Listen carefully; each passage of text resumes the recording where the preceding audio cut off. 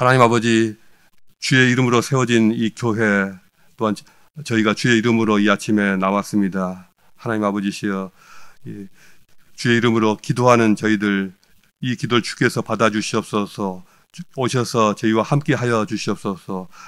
저희가 날마다 사는 또 행하는 모든 일들 속에서 순간순간마다 주님과 동행하게 하여 주시옵소서. 주님과 함께하는 기쁨과 행복을 저희로 날마다 누리게 특권을 허락하여 주시옵소서. 이 아침에 또한 저희가 주의 말씀을 듣고 받아서 그 말씀 힘입어 나가기 원하오니 저희에게 하나님 말씀을 들려 주시옵소서. 감사하며 예수 그리스도 이름으로 기도합니다. 아멘. 자, 오늘 우리에게 주신 하나님 말씀은요, 열왕기상 8장 12절부터 21절까지입니다. 8장 12절부터 21절까지 저와 여러분이 함께 읽겠습니다. 그때에 솔로몬이 이르되 여호와께서 캄캄한 데 계시겠다 말씀하셨사오나 내가 참으로 주를 위하여 계실 성전을 건축하였사오니 주께서 영원히 계실 처소로소이다 하고 얼굴을 돌이켜 이스라엘의 온 회중을 위하여 축복하니 그때에 이스라엘의 온 회중이 서 있더라. 왕이 이르되 이스라엘의 하나님 여호와를 송축할지로다. 여호와께서 그의 입으로 내 아버지 다윗에게 말씀하신 것을 이제 그의 손으로 이루셨도다. 이르시기를 내가 내 백성 이스라엘을 애굽에서 인도하여 낸 날부터 내 이름을 둘 만한 집을 건축하기 위하여 이스라엘 모든 지파 가운데서 아무 성읍도 택하지 아니하고 다만 다윗을 택하여 내 백성 이스라엘을 다스리게 하였노라 하신지라. 내 아버지 다윗이 이스라엘의 하나님 여호와의 이름을 위하여 성전을 건축할 마음이 있었더니 여호와께서 내 아버지 다윗에게 이르시되 네가 내 이름을 위하여 성전을 건축할 마음이 있으니 이 마음이 네게 있는 것이 좋도다. 그러나 너는 그 성전을 건축하지 못할 것이요 네 몸에서 낳을 내 아들 그가 내 이름을 위하여 성전을 건축하리라 하시더니 이제 여호와께서 말씀하신 대로 이루시도다.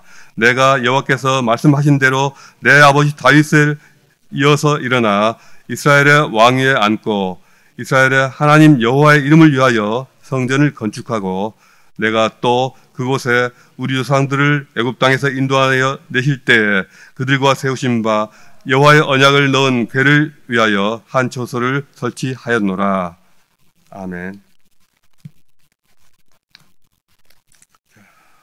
이 본문 말씀을 가지고 나눌 설교의 제목은 주의 이름을 위하여입니다.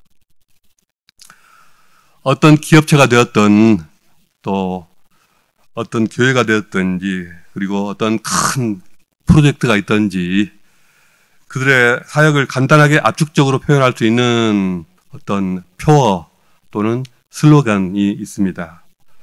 예를 들어 세움교회의 슬로건은 나는 죽고 예수로 사는 교회, 이것 아닙니까?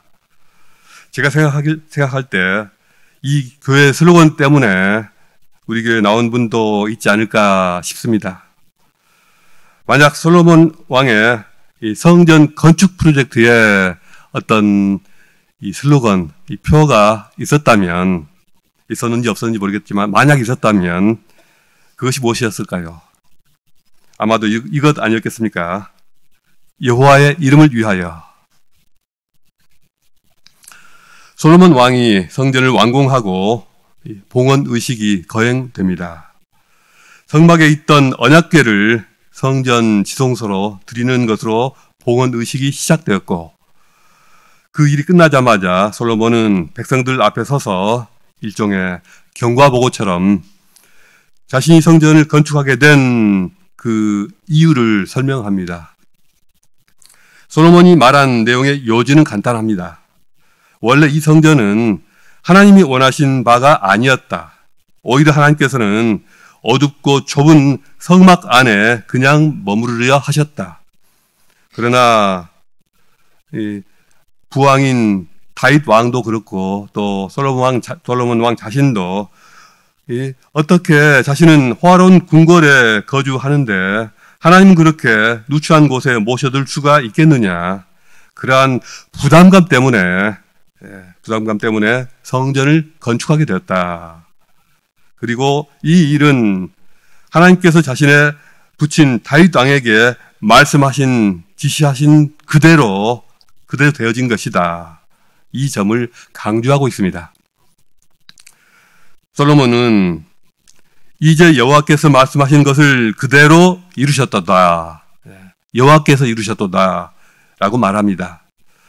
우리가 주님을 위하여 아무리 큰 일을 행한들 그것은 우리가 하나님께 약속한 말을 이루어드렸다 라기보다는 오히려 하나님께서 우리들에게 약속하신 바를 나를 통해서 이루신 것으로 보아야 합니다. 우리가 하나님을 위하여 더 많은 일을 하면 할수록 더욱 주님께로부터 큰 은혜를 입게 됩니다. 주님이 나를 위하여 그리고 나를 통하여 일하신 것입니다. 우리들의 능력이란 그분께로 말미암은 것이지 결코 우리들 자신의 것이 아니기 때문입니다. 그런데 솔로몬의 축사를 읽으면서 가만히 이렇게 살펴보면요, 특별히 이 세 번씩이나 거듭해서 강조하고 있는 말이 있습니다. 무엇일까요? 여호와의 이름을 위하여, 여호와의 이름을 위하여. 바로 이것이 성전 건축의 이유이자 또 성전이 존재하는 목적이라는 것입니다. 이 짤막한 표 안에 솔로몬뿐만 아니라 히브리 민족이 가지고 있던 중요한 신앙적 특징이 들어 있습니다. 이 표는 신구약을 막론하고 수없이 많이 나타납니다. 오늘은 이 표 안에 들어있는 신앙적 의미를 같이 나눠보고자 합니다. 여호와의 이름을 위하여, 이 말 안에는 특별히 성전이란 곳이 어떤 곳인지에 대한 성경적인 정의가 들어 있습니다. 솔로몬은 자신이 건축한 성전의 한계는 무엇이고 또 그와 대비되는 상천하지 하나님이 어떤 분이신가에 대해서 너무나도 잘 아는 사람이었습니다. 하늘과 하늘들의 하늘이라도 주를 감당하지 못하겠거든 하물며 내가 건축한 이 성전이리요, 이렇게 말하고 있습니다. 이것은 사람들로 하여금 성전이라는 이 건물을 신성시하며 성전 자체를 하나님처럼 받들어서는 안 된다라는 것입니다. 성전이 너무나도 소중하지만 그럼에도 불구하고 하나님께서 거하시는 장소라는 이유로 이 성전을 하나님과 동일시해서는 안 된다, 그런 것입니다. 성전은 다만 여호와 하나님의 이름을 두는 곳입니다. 솔로몬의 이 말이 성전에 대해서 신앙적으로나 또 신학적으로나 지극히 온당한 이해이고 또 가장 적절한 정의입니다. 일찍이 모세는 히브리 백성들에게 장차 지어지게 될 성전에 대하여 이렇게 미리 당부의 말을 남겨두고 있습니다. 오직 너희는 너희의 하나님 여호와께서 자기의 이름을 두시려고 너희 모든 지파 중에서 택하신 곳인 그 계실 곳으로 찾아 나가서 예배하라. 신명기 12장 5절입니다. 또 사무엘하 7장 12절에서는 하나님께서 친히 다윗 왕과 언약을 맺으시면서 다윗 왕의 후계자와 관련하여 이렇게 말씀하십니다. 그는 내 이름을 위하여 집을 건축할 것이요 나는 그의 나라 왕위를 영원히 견고하게 하리라. 그렇습니다. 성전은 하나님의 이름을 두는 곳입니다. 말하자면 주님의 이름으로, 여호와 하나님의 이름으로 그곳에 거주지 등록을 하신 것입니다. 그곳에 주님의 이름으로 거주지가 생겨서 주님의 이름으로 거기서 모든 소식이 발송돼 나가고 또 주님께 올려지는 모든 소식과 우편물과 택배가 그곳에 다 모여들게 될 것입니다.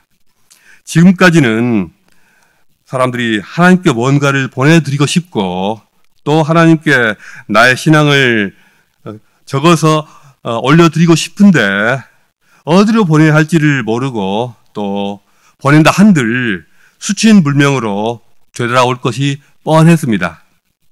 그러나 이제 그분의 이름으로 된 주소지가 이 땅에 생겼으니 그 주소지로 가면 되고 보내면 되고 하는 것입니다. 하나님에게 있어서 성전은 과연 어떤 곳이냐? 여기에 대해 두 가지 견해가 있습니다. 여호와 이름을 위하여 세워진 그 성전에 가면 그곳에 하나님께서 실제로 임재해 계신다. 그곳은 진짜로 하나님이 계시는 곳이 맞다. 이렇게 믿는 것을 실제론이라고 합니다. 반면에 아니다. 하늘과 땅이라도 감당할 수 없는 그럴 정도로 크신 하나님이 어떻게 이 좁은 공간에 갇혀 계신단 말이냐.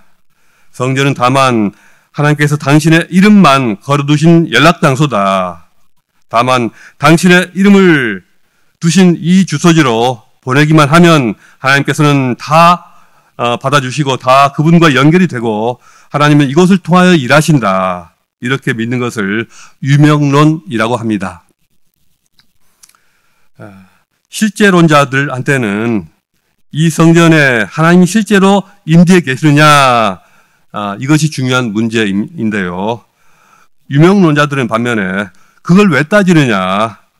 하나님의 이름을 이곳에 두셨고 이곳을 통하여 하나님께서 일하시면 되는 것이 아니냐. 이렇게 다른 관점을 가지고 있습니다. 여러분은 어느 쪽이 맞다고 보십니까? 가톨릭 교회는 실제론에 가까운데 개신교회는 유명론에 약간 가깝습니다. 성전은 하나님의 이름이 있는 곳입니다. 그러므로 하나님의 이름으로 모든 것들이 행해지는 이 성전을 섬기고 관리하는 이스라엘 민족의 사명이 중요합니다. 여호와의 이름으로 나가는 모든 명령들과 약속들, 그분의 뜻과 결정을 선포하고 알리는 모든 일들이 바로 그들의 책임입니다. 또 반대로 세상 만민들이 각자 안고 있는 모든 아픔과 고통을 호소할 때 그것을 하나님께 전달하고 하나님께 올려드리는 모든 기도와 요청들이 빠지지 않고 하나님의 보좌로 전달되도록 최선을 다하는 것이 또 그들의 일이기도 합니다. 이스라엘 백성은 하나님의 이름을 위하여 사는 자들입니다. 성경에서 누군가의 이름이란 곧 그의 명예와 명성, 이미지와 관련이 있습니다.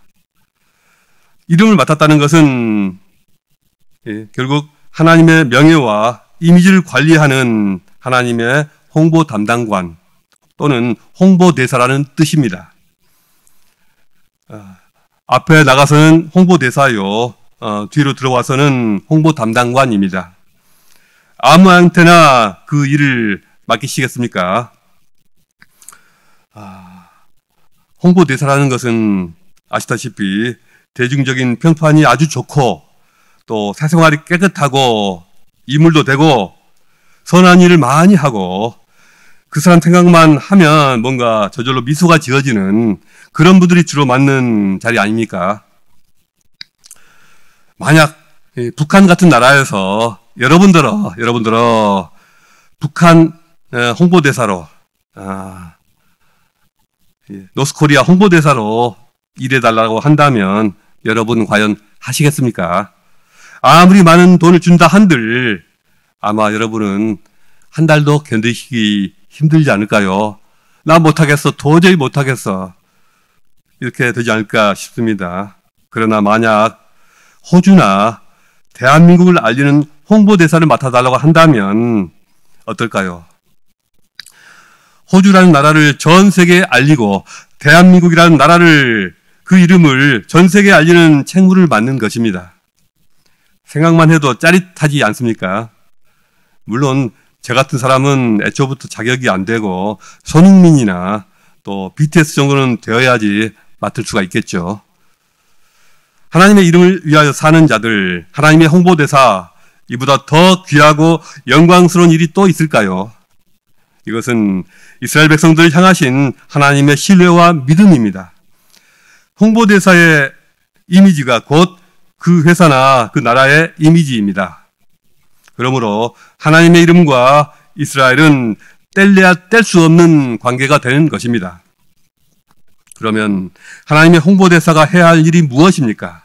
어떻게 하면 하나님의 이름을 높여드릴 수가 있습니까? 첫째로 그분의 이름을 많이 부르면 됩니다. 성경에는 수많은 등장인물이 언급되어 있고요. 또 그 많은 인물들 중에서 가장 많이 언급된 사람 이름이 누구일까요? 혹시 아십니까? 가장 많이 언급된 사람 이름? 다윗입니다. 다윗이 902번 언급되었다고 합니다. 자, 그런데 반면에 하나님의 이름인 여호와는 몇 번 나올까요? 6828번 나옵니다. 하나님, 엘로힘이라는 말도 약 4000번 넘게 나옵니다. 또 주님이라는 그런 이름, 아도나이 또는 퀴리오스, 이 이름도 셀 수 없이 많이 나옵니다. 사복음서에만 예수 이름이 1000번이 넘게 나옵니다. 성경은 하나님의 이름을 널리 알리는 책입니다. 성경에 많이 언급되어 있다는 것은 우리 삶 속에서도 그분의 이름이 많이 불려져야 한다는 뜻입니다. 하나님은 당신의 자녀들을 통해서 당신의 이름이 계속해서 불려지기를 원하십니다. 구약 성경 중에서도 보통 성도들이, 일반적인 어떤 평범한 성도들의 삶에 그 희노애락에 가장 가까이 있었던 책이 무엇이었을까요? 시편이 아니었을까요? 이 시편에만 여호와라는 말이 688번 나옵니다. 하나님이라는 말은 382번 나옵니다. 아도나이라는 말은 700번이 넘습니다. 구약시대 성도들이, 이 평범한 일반 성도들이 삶 속에서 끊임없이 하나님의 이름을 불렀다는 뜻입니다. 하나님의 이름을 부르십시오. 수시로 그분의 이름을 불러드리십시오. 길을 가다가도 주의 이름을 부르십시오. 일을 하다가도 주의 이름을 부르세요. 아침에 일어나서 주의 이름을 부르시고 밤에 주무시기 전에도 주의 이름을 부르십시오. 주님은 여러분에게 이름이 불려지시기를 원하십니다. 우리가 끊임없이 주의 이름을 부를 때 주님은 높임을 받으십니다. 하나님의 홍보대사로 해야 할 일 두 번째는 하나님의 이름을 세상에 전파하는 일입니다. 출애굽기 9장 16절에서 여호와께서 모세를 통하여 바로에게 주시는 말씀입니다. 내가 너를 세웠음은 나의 능력을 내게 보이고 내 이름이 온 세상에 전파되게 하려 함이었음이라. 생각해 보십시오. 하나님께서는 이 바로를 통해서라도 하나님의 이름이 온 세상에 전파되기를 원하십니다. 오늘날 예수 믿는 모든 자들에게 주시는 말씀도 이러합니다. 너희는 택하신 족속이요 왕같은 제사장들이요 거룩한 나라요 그의 소유가 된 백성이니 이는 너희를 어두운 데서 불러내어 그의 기이한 빛에 들어가게 하신 이의 아름다운 덕을 선포하게 하려 하심이라. 사람들 앞에서 살아계신 하나님의 이름을 입으로 고백할 수 있어야 합니다. 아무 때나 말할 수 있는 것은 아니지만 기회를 주실 때에 담대하게 주의 이름을 알려야 합니다. 오늘날 세상에는 교회에 대한, 기독교에 대한 안 좋은 시각이 범람하고 있습니다. 그럴지라도 두려워하지 말고 우리가 하나님의 이름을 담대하게 증언해야 합니다. 우리의 모든 인격을 걸고 우리의 성실한 삶을 작은 미천 삼아서 성령을 힘입어서 하나님의 이름을 널리 알려야 합니다. 이를 통하여 하나님께서 영광 받으십니다. 이를 통하여 하나님께서 일하십니다. 하나님의 홍보대사가 할 일 세 번째는 우리가 힘든 일, 상처받는 일, 낙심되는 일 속에서 오히려 하나님의 이름을 부르는 것입니다. 어제 담임 목사님께서 말씀하신 것처럼 왜 크리스찬들은 힘든 일만 만나면 또 마음에 상처받거나 낙심되는 일을 만나면 교회부터 끊을까요? 왜 하나님을 외면부터 할까요? 이런 일 속에서 하나님의 이름을 부르고 하나님께 나오는 것이 그만큼 쉽지가 않다는 뜻이기도 합니다. 그러니 주님은 이렇게 말씀하시는 것입니다. 환난 날에 나를 부르라. 내가 너를 건지리라. 내가 나를 영화롭게 하리로다. 시편 50편 15절입니다. 또 로마서 10장 13절은 누구든지 주의 이름을 부르는 자는 구원을 얻으리라 하셨습니다. 네가 마음이 힘드냐? 그러니 바로 지금이 나를 찾고 구할 때다. 나를 만날 때다. 왜 내 이름을 부르지 않느냐? 슬플 때, 괴로울 때 하나님의 이름을 부르는 것만으로도 그는 위로를 받을 것이고 하나님은 영광을 받으실 것입니다. 신학시대는 놀랍게도 이 신학성경 안에서는 하나님의 이름, 여호와 하나님이라는 그 이름이 한 번도 나타나지 않습니다. 그 대신에 하나님께서는 예수라는 이름으로 당신의 모든 것을 드러내기를 기뻐하셨습니다. 우리가 예수의 이름을 부르는 이유가 있습니다. 예수 이름에는 구원이 있습니다. 다른 이로는 구원을 얻을 수 없나니 천하 인간의 구원을 얻을 만한 다른 이름을 우리에게 주신 일이 없음이니라 하셨더라. 예수 이름 안에, 오직 그 이름 안에 구원이 있습니다. 예수 이름 안에 또한 죄사함의 능력이 있습니다. 사도행전 2장 38절에 베드로가 이르되 너희가 회개하여 각각 예수 그리스도의 이름으로 세례를 받고 죄사함을 얻으라. 그리하면 성령을 선물로 받으리니.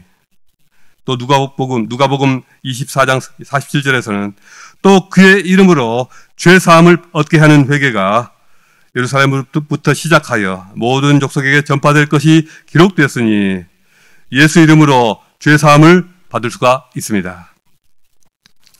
또 예수 이름 안에 기도응답의 비밀이 있습니다. 요한복음 14장 13절 14절에서는 너희가 내 이름으로 무엇이든지 내가 시행하리니 이는 아버지로 하여금 아들을 인하여 영광을 얻으시게 하려 함이라. 내 이름으로 무엇이든지 내게 구하면 내가 시행하리라. 또 15장 16절에서는 너희가 나를 택한 것이 아니오 내가 너희를 택하여 세웠나니 이는 너희로 가서 과실을 맺게 하고 또 너희 과실이 항상 있게 하여 내 이름으로 내 아버지께 무엇을 구하든지 다 받게 하려 함이니라 하였습니다. 예수 이름으로 구하면 받을 수 있습니다. 예수 이름으로 귀신이 쫓겨납니다. 예수 이름으로 능력을 행할 수 있습니다. 우리가 살아가면서 스스로 어쩔 수 없는 그런 힘든 지경에 있을 때 예수 이름이 우리에게 해결책이 됩니다. 예수 이름에 권능이 있습니다. 예수 이름에 하나님의 모든 것이 들어 있습니다. 예수 이름을 통하여 우리는 하나님의 영광을 맛보게 될 것입니다. 예수 이름을 찬양합시다. 이 시간 우리의 두 번째 찬양 같이 드리겠습니다.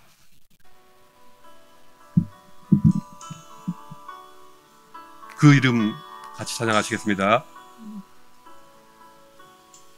예수 그 이름 나는 말할 수 없네. 그 이름 속에 있는 비밀 속에 있는 사랑을 말할 수 없어서 그 풍부한 표현 못해서 비밀이 되었네. 그 이름 비밀이 되었네. 사랑들 그 이름 건축자의 어린 돌처럼 버렸지만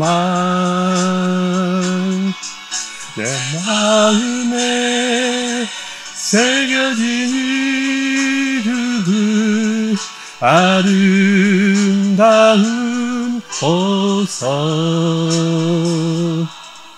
내게 있는 귀한 비밀이라. 내 마음에 숨겨진 기쁨 예수와 그 이름 나는 말할 수 없네.